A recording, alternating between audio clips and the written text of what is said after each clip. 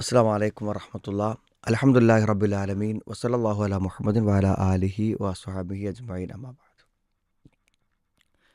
ഈ സൽസ്വഭാവം എന്ന് പറയുന്നത് നമുക്ക് പ്രകൃതിപരമായി കിട്ടാം.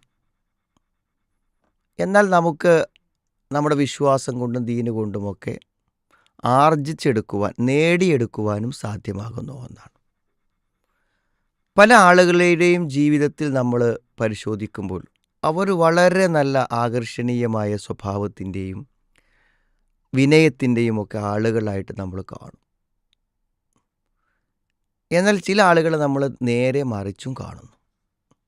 ഇപ്പോൾ ഈ അടുത്ത ദിവസം കേരളത്തിലെ ഒരു പ്രമുഖനായിട്ടുള്ള ഒരു രാഷ്ട്രീയ നേതാവിൻ്റെ മരണവുമായി ബന്ധപ്പെട്ട വാർത്തകൾ ധാരാളമായി നമ്മളെല്ലാവരും കേട്ടതാണ്. എത്രയോ ആളുകൾ ആ ഒരു വ്യക്തിക്ക് വേണ്ടി കരയുന്നതും വേദനിക്കുന്നതും വിഷമിക്കുന്നതും അദ്ദേഹത്തിൻ്റെ വിയോഗത്തിൽ വളരെയധികം പ്രയാസം രേഖപ്പെടുത്തുന്നതുമായിട്ട് നമ്മൾ എന്ത് ചെയ്തു കണ്ടു. ഇപ്പോൾ നമ്മൾ ചിന്തിക്കുന്നത് എല്ലാ നാട്ടിലുമുള്ള ഈ ആയിരക്കണക്കിന് ആളുകൾക്കെല്ലാം ഇദ്ദേഹത്തിൽ നിന്നും അങ്ങനത്തെ വ്യക്തിപരമായ അനുഭവങ്ങൾ ഓരോരുത്തർക്കുമുണ്ടോ? അങ്ങനെ വ്യക്തിപരമായ അനുഭവങ്ങളുള്ള ഓരോരുത്തരുമാണോ ഈ കരയുന്നത്, ഈ വിഷമിക്കുന്നത്? അല്ലെങ്കിൽ നമുക്ക് ഉറപ്പിച്ച് പറയാൻ പറ്റും ഈ ഒരായുഷ്കാലം കൊണ്ട് ഇത്രയും ആയിരക്കണക്കിന് ആളുകൾക്ക് നേർക്ക് നേരെ വ്യക്തിപരമായി എന്തെങ്കിലും ചെയ്തു കൊടുക്കാൻ കഴിയുക എന്നുള്ളത് ബുദ്ധിമുട്ടുള്ളൊരു കാര്യമാണ്. മറിച്ച് നന്മ ചെയ്യുന്ന ഒരു വ്യക്തിയോട്, നന്നായി പെരുമാറുന്ന ഒരു വ്യക്തിയോട്, നല്ലതിനു വേണ്ടി പ്രവർത്തിക്കുന്ന ഒരാളോട് ഏതൊരു നല്ല മനസ്സിനും ഒരു സ്നേഹവും താല്പര്യവും ഉണ്ടാവുക സ്വാഭാവികമാണ്. അതുമാത്രമാണ് ഒരു വ്യക്തി അയാൾക്കുണ്ടായ ഒരു നല്ല അനുഭവത്തെക്കുറിച്ച് പറയുമ്പോൾ ആ അനുഭവം നമുക്കുള്ളതല്ലെങ്കിലും അത് കേൾക്കുമ്പോൾ ആ വ്യക്തിക്കുണ്ടായതുപോലെ തന്നെ ഇദ്ദേഹത്തോട് നമുക്ക് എന്ത് ചെയ്യുന്നു, മനസ്സിലൊരു ഇഷ്ടം തോന്നുന്നു. അങ്ങനെയാണ് ഈ ആയിരങ്ങളും പതിനായിരങ്ങളും എല്ലാം അവരെ സ്നേഹിക്കുകയും ഇഷ്ടപ്പെടുകയും ചെയ്യുന്നവരായി മാറുവാനുള്ള അടിസ്ഥാനപരമായ ഒരു കാരണം അതാണ്. അപ്പോൾ ഇവിടെ ചില സവിശേഷമായ സ്വഭാവങ്ങൾ ഈ സമൂഹത്തിൽ ജീവിക്കുമ്പോൾ നമുക്കുണ്ടാവേണ്ടതുണ്ട്. അത് പ്രകൃതിപരമായി നമുക്കുണ്ടായാലും നമ്മുടെ വിശ്വാസം കൊണ്ട് നമ്മൾ നേടിയെടുത്താലും രണ്ടായാലും കഴിയുന്നത്ര നമ്മളെല്ലാവരും അതിനു വേണ്ടി പരിശ്രമിക്കേണ്ടതുണ്ട്. അതിലേറ്റവും പ്രധാനപ്പെട്ട ഒന്ന്, നമ്മൾ ഇടപെടുന്ന വ്യക്തികളുടെ സാമ്പത്തികമോ അല്ലെങ്കിൽ അയാളുടെ സ്ഥാനപരമോ ആയിട്ടുള്ള ഔന്നിത്യങ്ങളെയോ മറ്റു കാര്യങ്ങളെയോ ഒന്നും പരിഗണിക്കാതെ എല്ലാവരെയും ഒരു ശരിയായ നല്ല രൂപത്തിൽ നമുക്കെല്ലാവരോടും ഒരു നല്ല ബന്ധമുണ്ടാക്കാൻ കഴിയുക എന്നതാണ് അതിലേറ്റവും പ്രധാനപ്പെട്ട കാര്യം. നമ്മൾ അഹങ്കാരത്തോടു കൂടെയോ ധിക്കാരത്തോടു കൂടെയോ ഒന്നും പെരുമാറുന്നത് കൊണ്ട് പ്രത്യേകിച്ച് എന്തൊരു പ്രയോജനമാണുള്ളത്? ഒരു ഗുണവുമില്ല.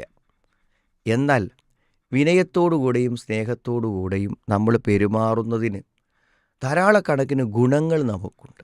അതുകൊണ്ട് നമ്മൾ ഏതൊരു വ്യക്തിയെ സമീപിക്കുമ്പോഴും ആ വ്യക്തിയിലേക്ക് ഇറങ്ങിച്ചെല്ലാനും ആ വ്യക്തിയോട് ഇണങ്ങിച്ചേരാനും കഴിയുക എന്നതാണ് ഏറ്റവും പ്രധാനപ്പെട്ട ഒരു കാര്യം.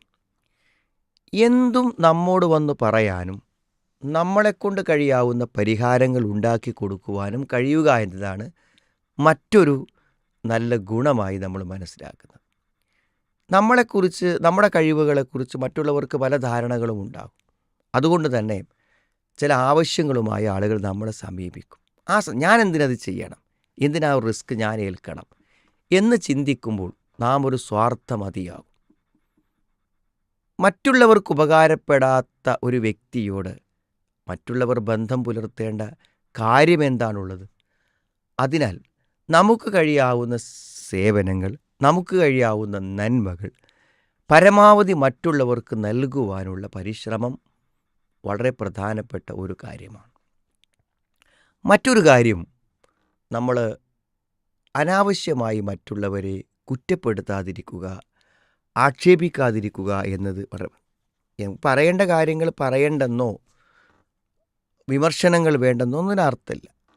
പക്ഷേ നമ്മൾ വെറുതെ ഒരാളെ കുറ്റപ്പെടുത്തേണ്ട ഒരു കാര്യമില്ല എന്നാണ്. ഒരനുഭവം ആ കൂട്ടത്തിൽ പറഞ്ഞു കേട്ടു, നമ്മൾ വായിച്ച് കേട്ടു. ഏഹ്, ഒരു ആക്സിഡൻറ്റ് പറ്റി ഒരു ശാരീരികമായൊരു പ്രയാസവും ബുദ്ധിമുട്ടും ഉണ്ടായി. എന്നാൽ അതിനെക്കുറിച്ചൊരു പരാതിയോ ഒരു വിഷമമോ മറ്റാരോടും പറയാതെ അതെല്ലാം ജീവിതത്തിൻ്റെ ഭാഗമായി കണ്ട് ക്ഷമിച്ചു എന്നൊരനുഭവം കുടുംബത്തിനും പറയാനുണ്ട്. സത്യത്തിൽ ഇത് പ്രധാനപ്പെട്ടൊരു കാര്യമാകും.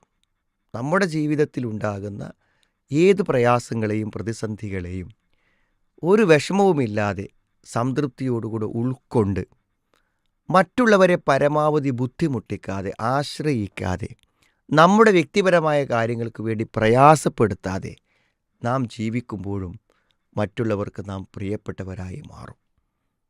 അപ്പോൾ നമ്മുടെ എല്ലാവരുടെയും ജീവിതത്തിൽ, പ്രത്യേകിച്ചും വിശ്വാസികളായ ആളുകളുടെ ജീവിതത്തിൽ ഇത്തരം നല്ല നല്ല ഗുണങ്ങളെ, നല്ല നല്ല പെരുമാറ്റങ്ങളെ കൊണ്ടുവരുവാനും മറ്റുള്ളവരുടെ കാര്യങ്ങളിൽ ആത്മാർത്ഥതയോടെ ഇടപെടുവാനും നമ്മളെല്ലാവരും പരിശ്രമിക്കേണ്ടതുണ്ട്. ഏറ്റവും നല്ല സ്വഭാവത്തിൻ്റെ ഉടമകളാകാൻ അള്ളാഹു നമുക്കെല്ലാവർക്കും തൗഫീക്ക് പ്രദാനം ചെയ്യുമാറാവട്ടെ.